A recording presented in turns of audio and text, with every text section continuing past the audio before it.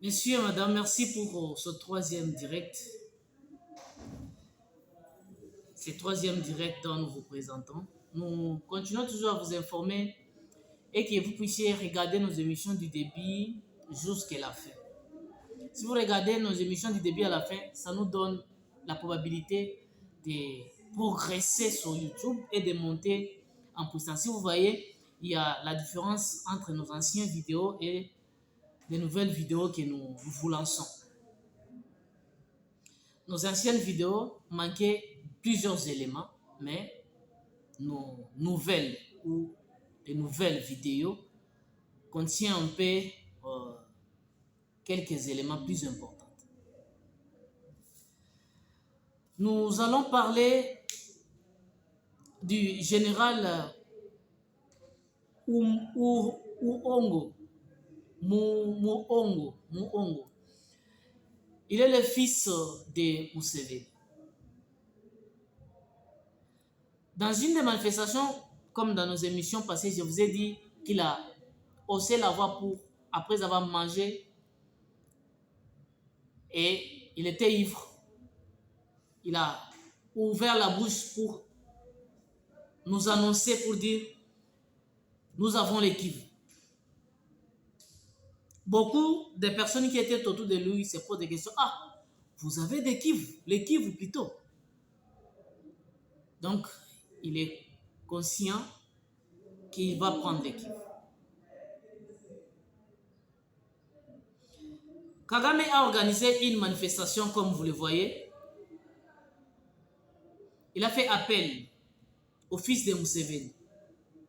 Dans cette manifestation, Kagame a pris les micros. J'ai cherché l'image, je devais vous mettre cette image. Or, je n'ai pas vu ça. J'ai beaucoup d'images. Je ne saurais même pas comment retrouver ça. Pour dire qu'on avait la guerre. Après la guerre, il y avait le temps de la paix. Après la paix, nous ne pouvions pas rester ainsi. Nous allons créer l'amitié. Et voilà, aujourd'hui, nous venons de créer l'amitié avec le général, le fils de Museveni. Et nous sommes très contents de cela. Et cette amitié fera en sorte que nous puissions rester toujours unis, soudés. Le fils de Museveni prend le micro ou la parole. Il dit, je remercie vraiment mon oncle qui est devenu mon ami aujourd'hui, après avoir lutté pendant un certain temps avec des conflits. Et aujourd'hui, nous sommes unis par le lien d'amitié. Et il continue. Qu'est-ce qu'il dit? Il dit, j'avais quelques vaches et le président Paul Kagame m'a donné 15 vaches. Au total, je totalise 17 vaches. Je lui remercie pour ça et notre amitié sera plus renforcée. J'ai dit, de tels genres de réunions, c'est aux provocations du peuple congolais. Parce que les deux pays, ils ne s'attendaient pas. L'Ouganda et le Rwanda ne s'attendaient pas. Alors, c'est la République démocratique du Congo qui était venue calmer ces deux-là. Et quand nous sommes allés les calmer, voilà les gens qui ont calmé. Ce sont eux maintenant qui regardent vers nous pour nous faire la guerre. Imaginez-vous, est-ce qu'il peut y avoir l'amitié entre un oncle et un neveu? Je pense que la réponse vient que non. Il ne peut pas y avoir l'amitié entre un neveu et un oncle. Parce qu'ils sont liés par cet lien ou le sang familial. Un oncle reste un oncle. Un neveu reste un neveu. Et ils ont fait leur amitié. Et nous avons compris que cela, c'est pour faire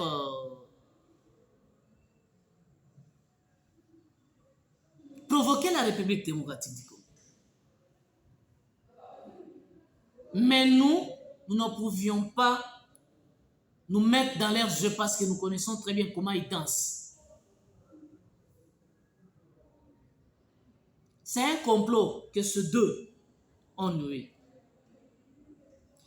Je vais vous mettre un confrère.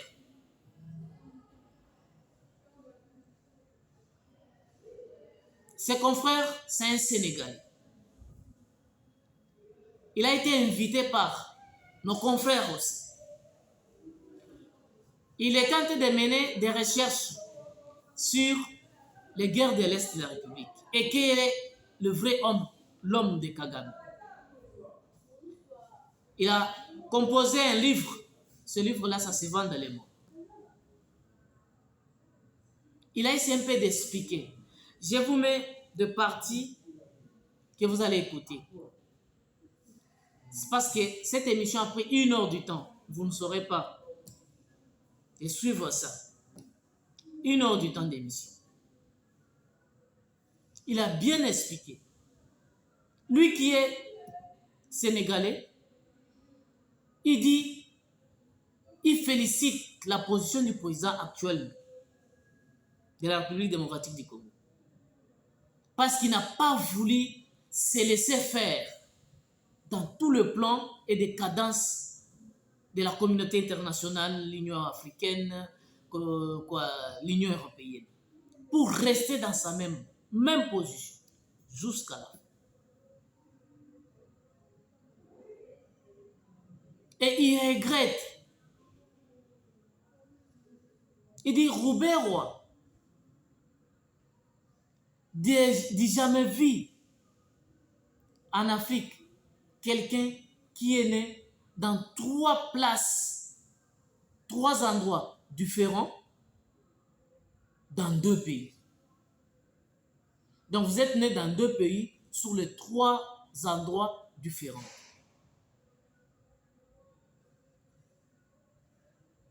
Sur casier judiciaire, il vous présente votre identité. Sur l'attestation de naissance, d'autres informations. On se pose la question, il est qui, il est où? Il a mené vraiment ses recherches.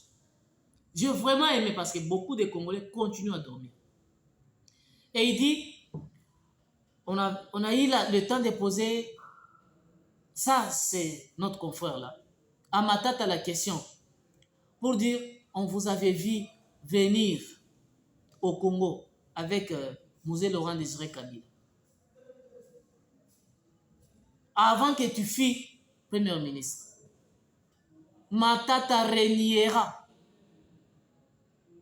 comme Pierre avait régné Jésus-Christ. Non, je n'étais pas avec les Christ. Donc on comprend plusieurs personnes.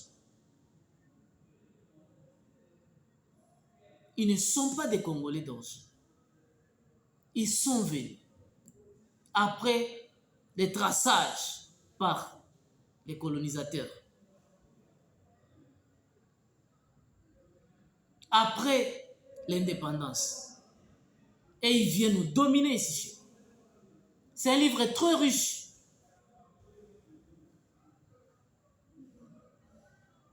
Si vous le lisez, et vous et moi nous le lisons, ça va nous ouvrir. Je suis en train de chercher ça sur le net. Si l'occasion me sourit, je l'accès d'avoir ce livre, je reviendrai à vous.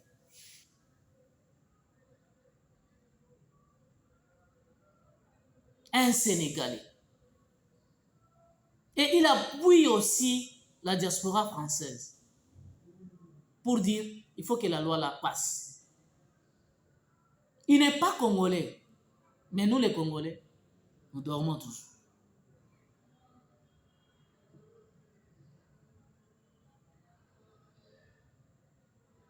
Quand nous sommes arrivés au niveau, même les Nigériens commencent à nous réveiller. C'est grave. C'est tellement grave. Je cherche le vidéo. Nous allons écouter.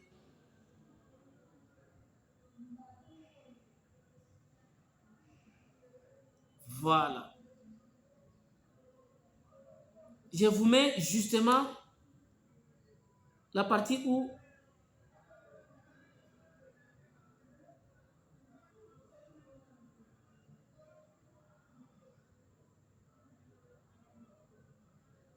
voilà. La partie où il prend la parole. Dérangé parce que le génocide des Juifs a un caractère particulier qui fait que ce terme est réservé. Ce n'est pas un risque que vous avez pris que... Non, je pense que l'éditeur, au vu de ce que j'écris, moi je n'ai pas écrit un livre, le titre n'a pas été pris en comparaison avec X ou Y, avec des groupes ou avec... Non, le titre a été pris en fonction de ce qui se passe au Congo, de ce que vivent les Congolais depuis maintenant près de 30 ans, et de la réalité des massacres dont on ne montre pas. Pourquoi on ne filme pas les massacres qui se passent au Congo pour les montrer aux gens? Pourquoi depuis près de 30 ans, les Congolais vivent des viols et des massacres, on ne montre pas ce qui se passe? Si on est convaincu que ce n'est pas un holocauste qu'il y a au Congo, prière de montrer les images de ce qui se passe au Congo pour que les Congolais, mais aussi les non-Congolais puissent apprécier. Donc moi j'ai fait cet effort-là de produire un certain nombre de photos, mais j'ai encore... C'est des photos horribles, hein? Mais oui, mais c'est la réalité. Âme sensible, vraiment ça se tient. Mais je peux vous assurer qu'avec l'éditeur, a pris le soin de ne pas faire diffuser des photos qui seraient susceptibles de heurter l'opinion.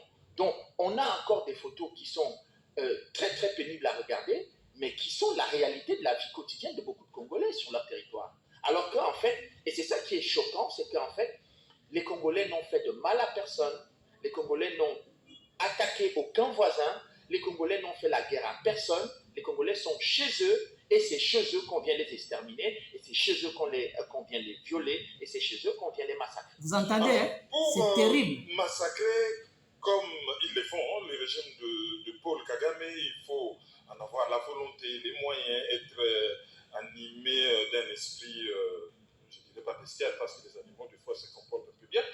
Mais parfois, je me demande qui sont derrière, ou qui se trouve derrière Paul Kagame, au point que monsieur se sente tout puissant et qu'il puisse bénéficier d'une impunité aussi choquante que ce que nous vivons. Écoutez, je apporte des éléments de preuve pour expliquer comment le président Clinton, quand il est arrivé au pouvoir, comment ils ont organisé, planifié la chute du maréchal Mobutu. Il se trouve que Cynthia McKinney, qui était au Congrès américain pendant 12 ans, qui a été l'envoyé spécial de Bill Clinton dans les Grands Lacs, c'est une amie. Donc j'ai eu la possibilité elle m'a présenté ses archives à Atlanta, j'ai étudié, examiné, et moi-même j'ai fait des recherches au niveau de... J'ai pu accéder aux archives de la Maison-Blanche, les archives de l'Élysée, les archives de l'Union européenne, notamment le Conseil européen, la cellule diplomatique qui fabrique en quelque sorte la diplomatie européenne, et j'ai rencontré énormément de témoins, y compris des témoins congolais occidentaux. Donc il y a énormément de gens qui m'ont parlé pendant 20 ans. Donc, ce que je mets sur la table aujourd'hui, par rapport à la question que vous posez sur l'impunité, c'est que le président Kagame, j'ai découvert que non seulement à la Maison-Blanche, il y avait Madeleine Albright, qui était la secrétaire d'État aux Affaires étrangères, qui soutenait M. Kagame, et il y avait Susan Rice, qui fait partie encore aujourd'hui de l'administration du président Joe Biden, qui est un des tout premiers soutiens de Paul Kagame.